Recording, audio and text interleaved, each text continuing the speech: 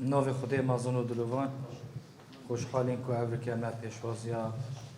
برای احمد الظاهری کنسولی گشتی امارات الهرم کردستان کرد بو هندی کو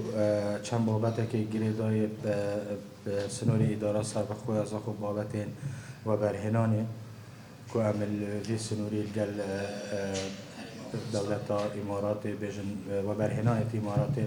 کو سردانا و سنوری کنن گل و برهنانت مال سنوری اداره سر بخوی از خو عندك بروجه انجام دهن که آینده دا. اليوم سعدت بلقاء طبعا المير زاخو د سردانامه دا بو باجر زاخو مدان استاندن لسر چندین بابتن گرنگ دگل سرپرشت اداره سربخوی زاخو بحث کرنو پیوندین دوقولی ین ولات امارات عربی و عراق